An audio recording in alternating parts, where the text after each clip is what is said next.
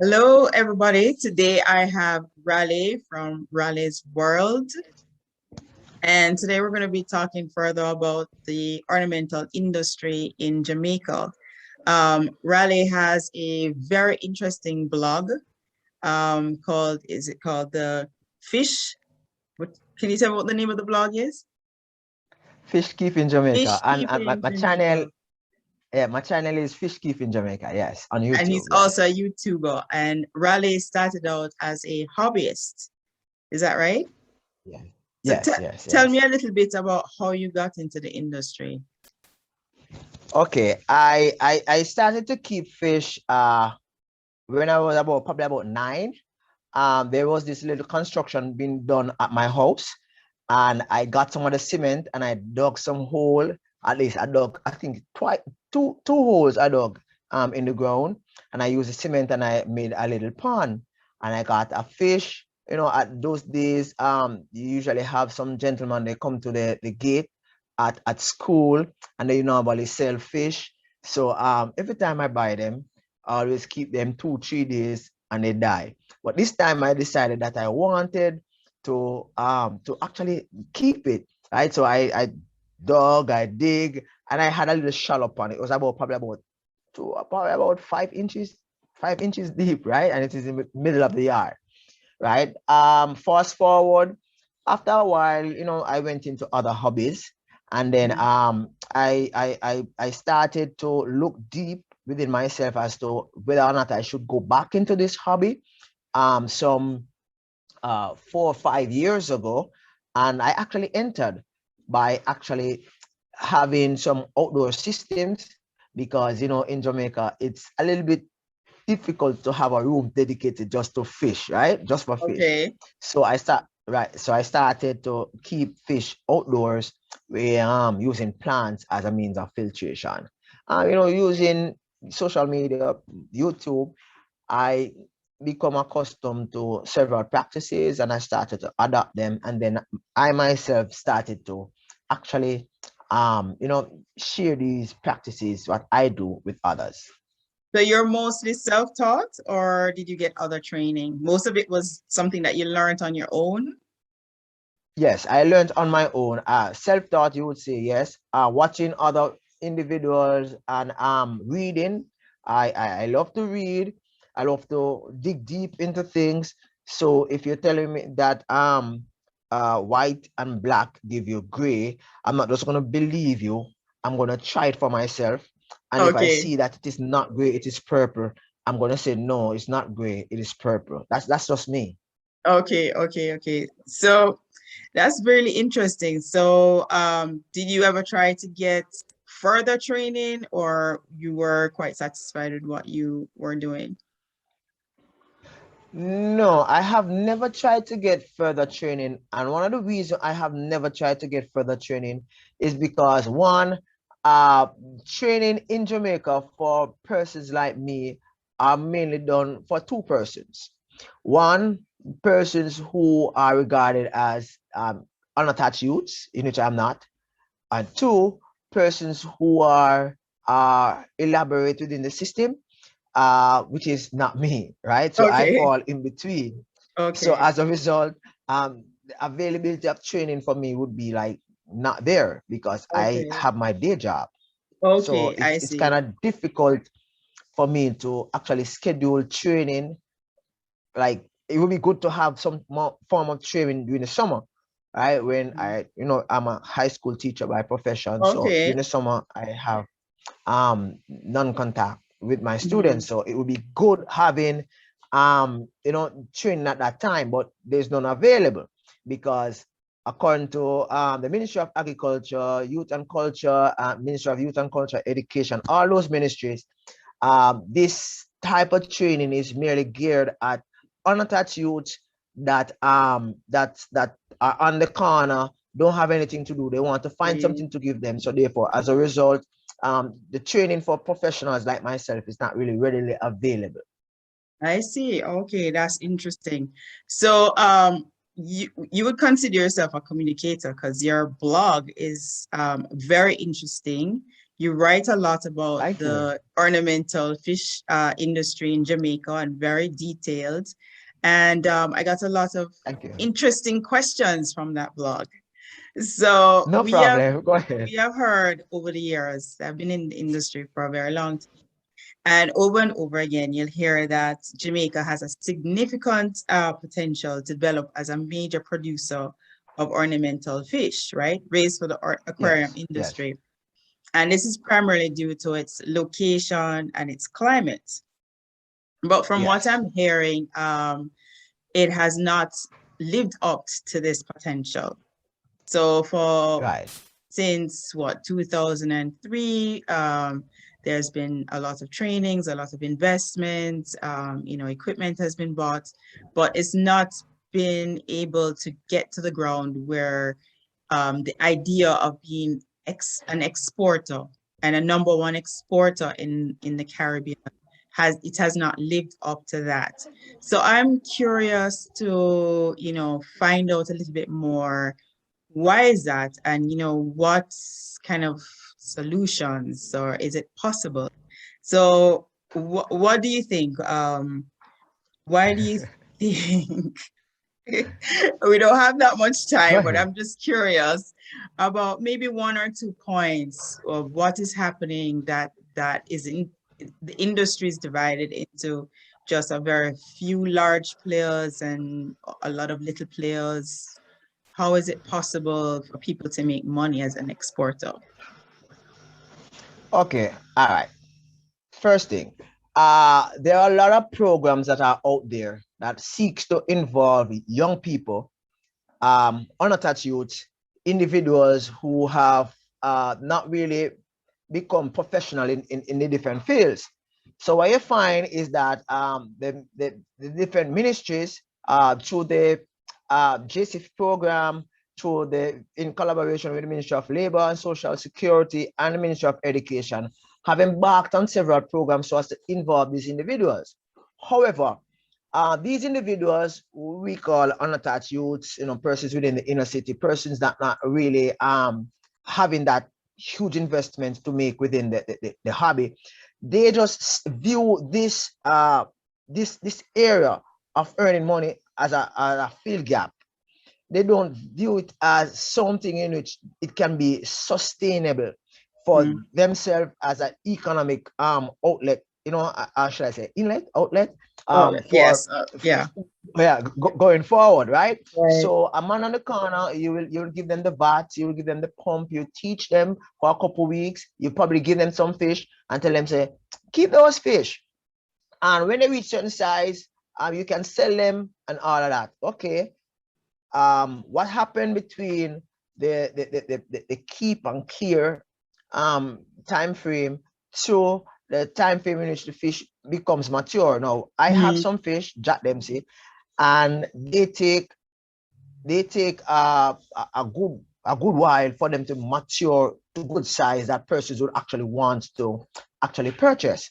Now, Right. between those period, for those young men on the corner, right, they are gonna be wanting something that will more likely be, within a few days or a few weeks, they can actually reap some Okay. benefit, Right. Okay. right? And because the push is to just get them to work and not necessarily get them to be working sustainable going forward. As they have a saying that you can teach a man to fish today Right. and he can feed himself. But if you give a man a fish each day, he's going to be dependable. So dependable on the source in which he gets the fish, right? So in looking at this, what you realize is that only individuals who have whether it's a large or medium amount of monies to invest within ventures such as fish farming are really successful, right? Okay. Because just establishing a fish farm takes a lot of money, right? I built an aquarium the other day for an individual, and it costs over $180,000 just to build that aquarium, Okay. Okay. right? I see. Right. So can you imagine just setting up? Can Right. you imagine just setting up It's an, not possible. a fish Yeah. farm? Right, Yeah. right, right. So what about the farmers that are currently in business who would like to, actually get to that point of exporting. So what if you don't have a lot of money? What are they doing? How can the industry move forward with that? Okay, as far as the industry, I think there's several primary steps that the ornamental fishing industry in Jamaica need to actually try to apply or try to do before we get to that point where in which fish are exported. One, right? We need to have a defined set of rules, right? And these rules should apply for both the unattached youths there in the inner city and the large farmers out there. And not taking anything away from either side, but these rules should be so set that no bureaucratic red tape would seem too overwhelming for any individual wanting to get in or to become active within the industry. So Right. I think that is one of the first steps.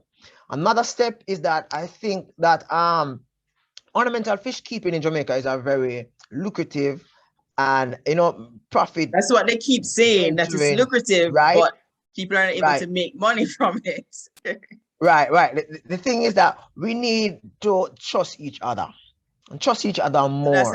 that's a All big right. issue that farmers are not. Right. It was that something that has always been that way, or just with times it's changed? I think it is coming from our ancestral heritage, It's something that was, because we know that we were on the sugar, our ancestors were on the sugar plantation, and we were actually cultured not to believe in totality everything that persons come to you and trying to sell. We must question everything. We must think of the whole idea of persons are going to use you so as to reach where they're going, right? So we see persons out there wanting information as the overseer on the sugarcane plantation, over your back, looking to see what you're doing so as to run to report to the master of the plantation, It's right? So inherent. it is a mental thing. Yeah, it's a mental thing that we have. For example, I am vocal, right? And I have actually gone on several YouTube channel, Jamaican fish keepers that I've seen active uh, on YouTube. And I've actually, commend them and say all of that. And, I would like to meet and talk to you more. And up to now, the native will respond to my comment, right?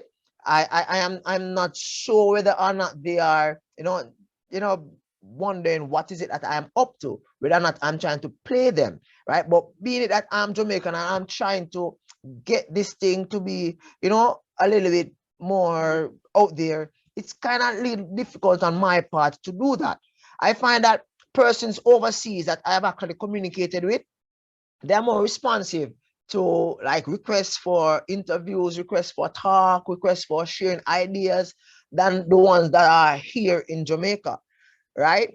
Right. There's much talk about having fish clubs, right? Right. A fish club is a group of individuals having the same type of like Hmm. preference having fish. We talk Right. about the education side, we talk about the economic side, we talk about different things, right? Right. um Practically there are none in Jamaica, and if they But are wasn't there one they, at first? Didn't you have, wasn't there an Ornamental Fish Association at some point? right, yes they were, but not it's not like it's open to everyone, right? Okay. So that's The one persons in, that's one yeah, solution that I right, think there's a tilapia fishers association, and they seem to right. collaborate and work together. So possibly Mhm, maybe if there was an open but to get that started, right? Like somebody to get that started, or a mhm, group of people to get that mhm. started, where It comes there down to can trust. start getting Yeah. because that's what it's amount to. Because from what I see, so from what you're described to me, the industry is kind of divided into large, then the unattached youth, and then the people who love the hobby but want to get into making money. They want to make right and want to export. How right how to get it to that point? It seems that all the players, all the small players, have to work together to be able to put together resources in order to export, or it may not happen for them. Is that correct? You think so? Yes, yes, exactly. To the T, to the T, right? What you're saying, that's it, right? And in addition to the whole idea of getting a little bit more trust within the whole framework of the industry and the fish club, if the ministry, it could be an initiative of the ministry, it could be an initiative of NGOs. If you could have ornamental fish shows, Right. right? And these ornamental fish shows, probably persons whom you might not even know are part of the industry, comes out, they show you their fish, they talk about what they do, and persons, you will be so surprised to know There are that a lot many of persons actually people, do this. a Right, lot of right, people, and they love the industry. They love the hobby right, itself. right, So right. do you think ornamental fish is not taken as seriously as food fish within, for instance, the National Fisheries Association, is it the NFA? Is it not at that level in which they think it's as important as food fish? Because it All right. is in terms of making money. It is. Yes, it is as making money. But I think that the fisheries department, the Ministry of Agriculture and Fisheries, the fisheries department does the ornamental fish keeping industry a great injustice when it comes down to the whole application and processing of um of licensing for individuals to both export and import ornamental fish stock, right? I shared in my blog the other day that import export license will last for 5 months or something Why? like that, Why? right? I don't know. It will last for 5 months, and you go through a lot of paperwork. And as soon as That's the a five lot. months finishes, Yes. right? Yeah, mark you. It is not expensive to pay for the process, but it's Right. just the bureaucratic red tape in it you need so as to get it done, right? And also, I understand the other under rules in which they have, where which they one of the rules in which they have is that if you are importing fish, you should have like a license of health or something Well, like that's a vet, very important. That's absolutely right? very That's very important. important, right? Yes. So if let's, for example, one of my YouTube friends sending me some fish, he would have to source uh some qualified, approved, certified, or whatever you call it, individual to assess the fish to ensure that they're disease free and all that, and ship them. And that's another problem, right? Shipping live cargo, right? We don't have that. It's not like overseas where I can ship live cargo and it reaches within 2-3 days, right? Right. Sometimes, according to what a friend of mine shared with me, you might end up ship some nice lovely fish, but out of a batch of 10, you might end up have about 2 that is alive, Right. right? And one of the things that a lot of importers will tell you is that you pay for your fish before they come. Like let's say, for example, that you want some bristlenose pleco, right? You want 6. You would have to pay the importer the monies for those 6. And there's a disclaimer that says that whatever happened to the fish in transit is not their responsibility, right? It's a total, like, persons don't really want to risk that. So you find Yeah, that you wouldn't, right. Yeah. the importers are like hesitant in doing that, because if they import a fish that is really expensive and in transit the fish actually dies, the importer doesn't want to stand that bill, and there's Right. no Right. insurance that is going to cover all of that. So I guess one of the game changers that we need to have as ornamental fish farmers is opportunity to actually ship fish both overseas and ship fish in through a service that is, what you call it now, afford fish to arrive Affordable. It's alive.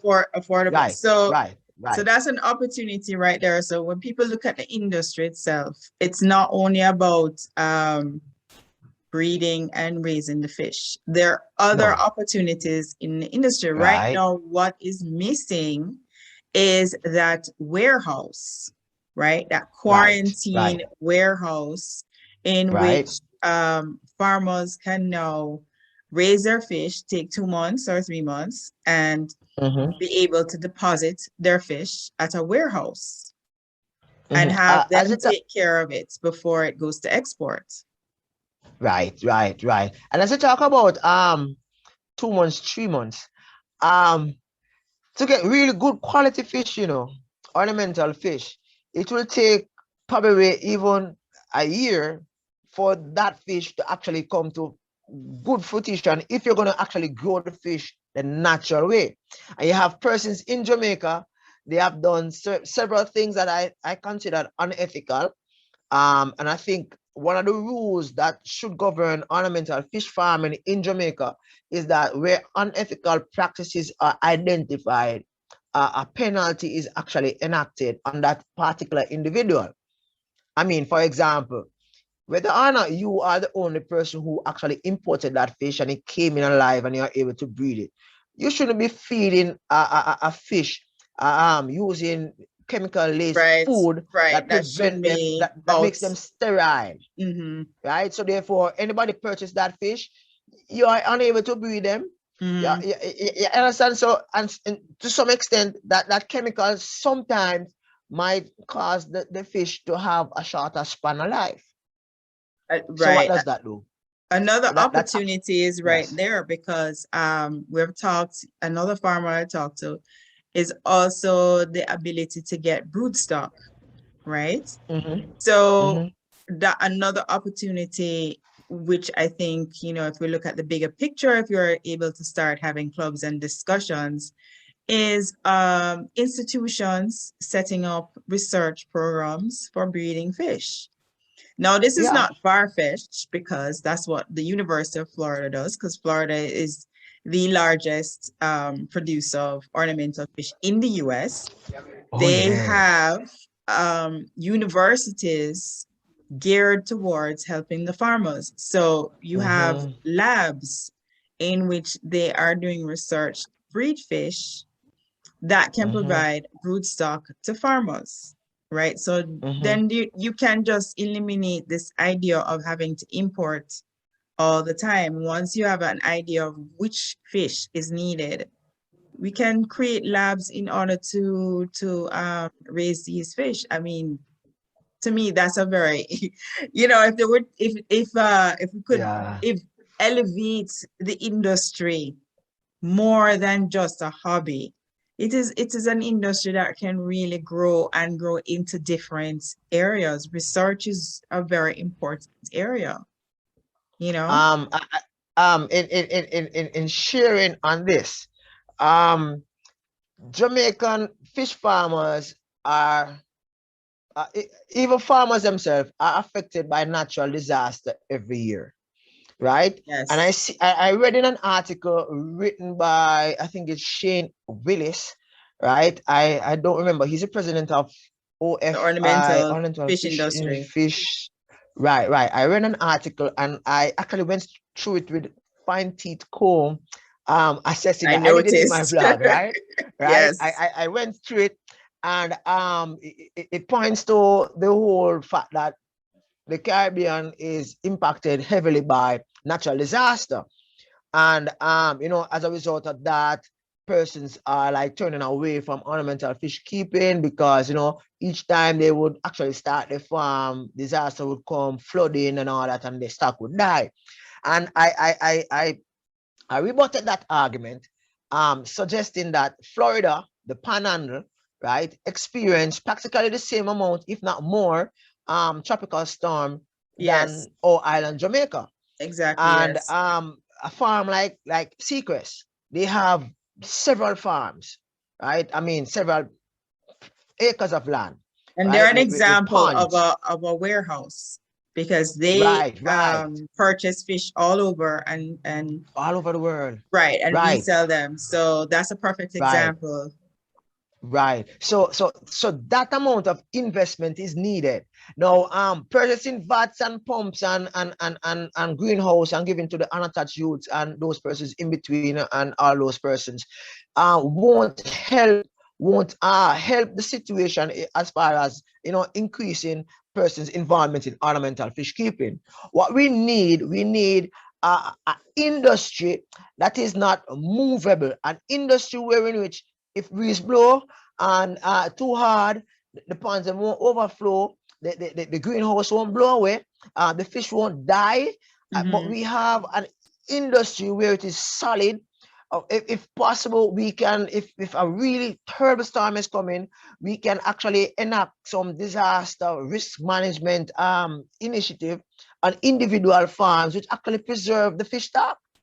I And mean, um, that's how you bring in other organizations as well, like the Environmental right, Protection Agency, in right. which before I think I had spoke to another farmer before you even begin farming, that should be in your plan, right? How are you going to protect your farm for natural disasters? And we're having more and more each year. It's just getting worse and worse. So it's Right. just it just makes sense that before you even begin your farm, which is possible, is to have a plan in place. How are you going to protect your farm? So it's not Yes. just setting up a vat anymore. It's having a plan, Right. before you Right. even begin. It's a business, so you need a business plan and a protection plan.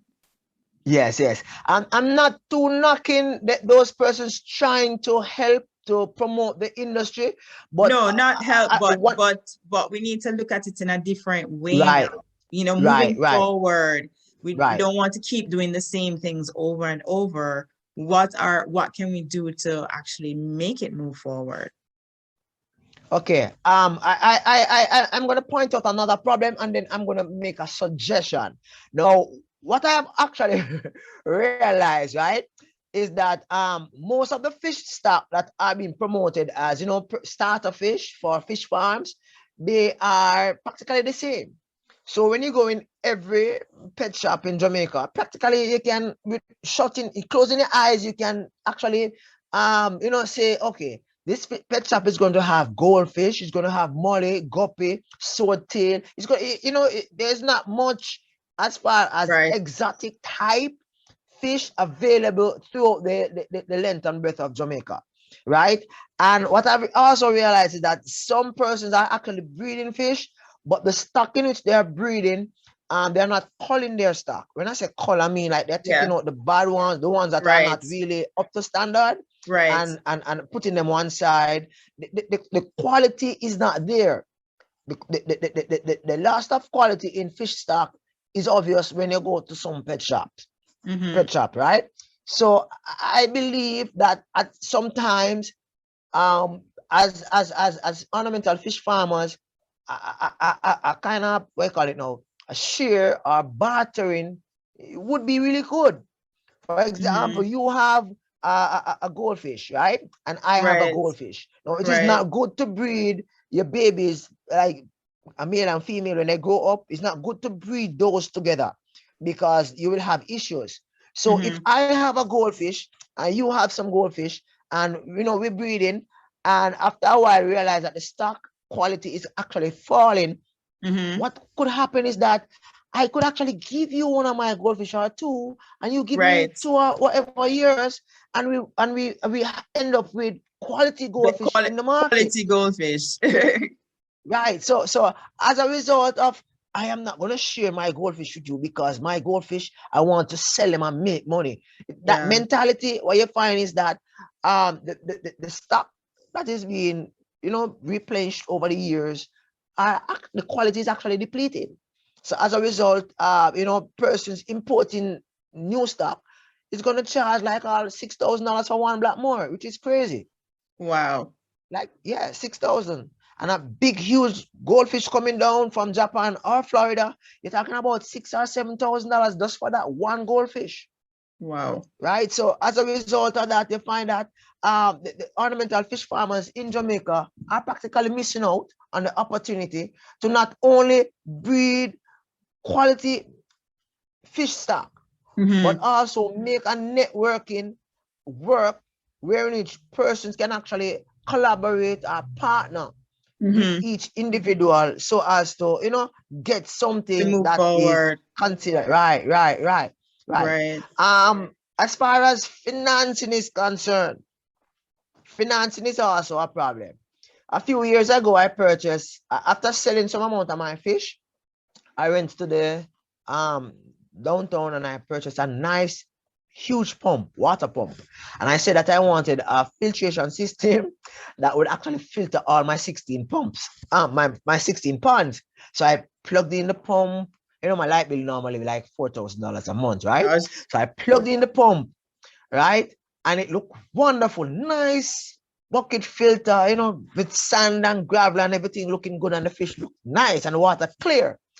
When I saw my first light bill, man, the first thing I did was get the scissors and cut off the wires. My light bill jumped from $4,000 to $17,000 within 1 month, What? Wow. right?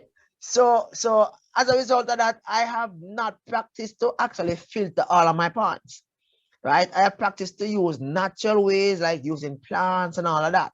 Now, looking at the unattached youths and those persons like myself who are trying to be within the industry, right?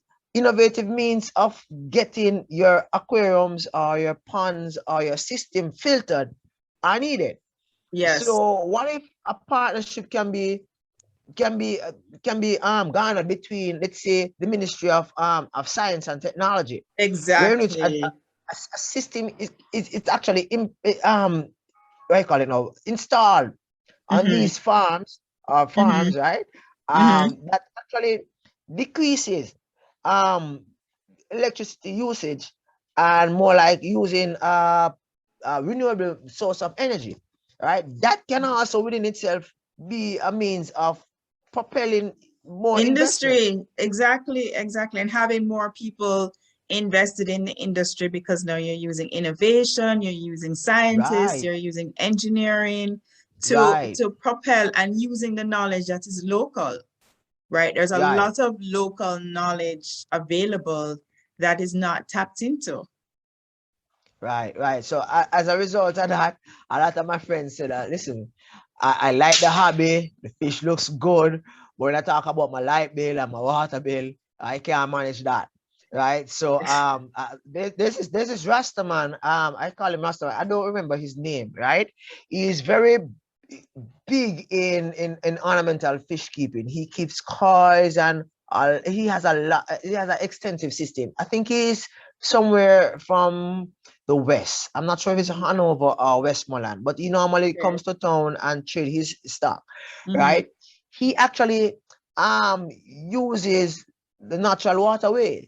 Like you channel the water into Yeah. onto his property, where in which he would actually use it as a means of water change, as a means of, you know, so as to Right. cut the cost of Yeah. water and Right. electricity, because the Mhm. momentum of the water flowing through the property decreases the need for electricity to be used for It's pumps. natural water, So right? Yeah. right. So it's kind of cute when you look at his system, right? He's a little private as far as, you know, showing his stuff. So, but what I've learned from him is invaluable as far as you know, fish keeping is concerned, ornamental fish keeping is concerned, and that's another thing. The whole privacy nature of ornamental fish farmers that kind of is holding us back. For example, I on my YouTube channel, I'll share what I do so as to cut costs, so as to get things work. But some persons will not do that because they are of the opinion that if they share the ideas, other persons will use the ideas and generate income and they will lose. Right? But just sharing the knowledge for me is a value to me. So that's neither here nor there. I think I'm So I'm talking I'm too going much to now. I'm Go going to ahead. be sharing your YouTube No and problem. your blog so that people can check it out. But so moving forward, who is going to Yes. start this fish club? Who's going to restart the organization to get it, to get Well, people well, involved in well, showing fish and getting it I will active again. assist.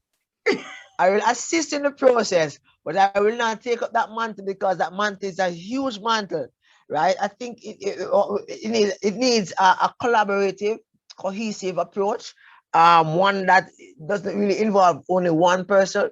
A core of individuals will be good, so as to dispel any notion of distrust.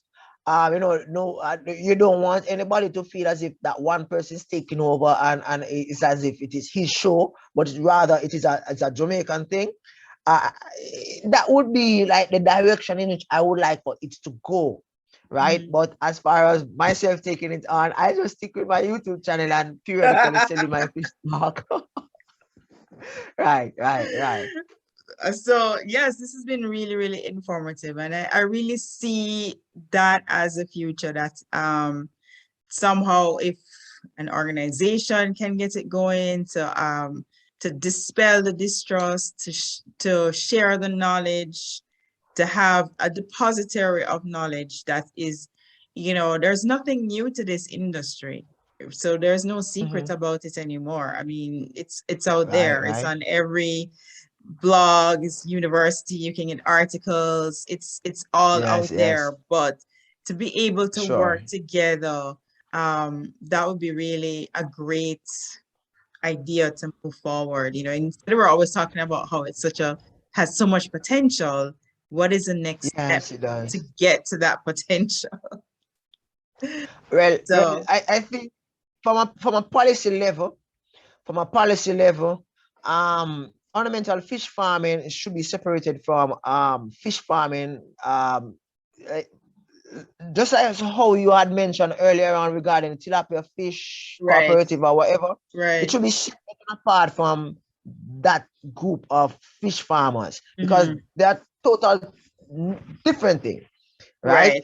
Right. I realize that a lot of persons right now they are actually gravitating to the whole idea where persons actually go fishing, right? Yes. Yeah. Because yeah, they gravitating to persons go fishing. So if we can actually grab those persons who go fishing, whether for to catch the fish to keep in the aquarium or pond, or just go to fishing to consume the fish. If you can actually grab those persons with that interest and group them with they call it handlers, I think anglers, yeah, Okay. Angler, Anglers. Okay. right, anglers, Hmm. right. If you could grab those persons and put them with the ornamental fish keeping folks, Hmm. you would probably get a greater thrust than if we partner ourselves with those persons with the huge fish farm, the 3 acre and the 4 acre Right. fish It's a farm. totally different Um, industry. no, totally different industry. Hmm. Hmm. Their innovative knowledge is, should I say, techniques is totally different because um, all the ornamental and the anglers they do it for fun and they do it Right. for business also, right? Right. Um, but the fun part is out of it as far as the tilapia is concerned. You're just talking about strictly keeping fish to consume fish, Right. right? Right. Right. Yeah, it's a total different thing. So this was so informative. Thank you so much for chatting with me today. No And problem. we will see what will come out of it, but a lot of important points and really important solutions. And we'll put it out there. I think you should write to the Gleaner. Yeah. I think you should. But you're a great communicator, and it was really nice chatting with Thank you. Thank you. Thank you so Thank you. much for taking the time. Yes. Bye. Yeah, man. Bye bye.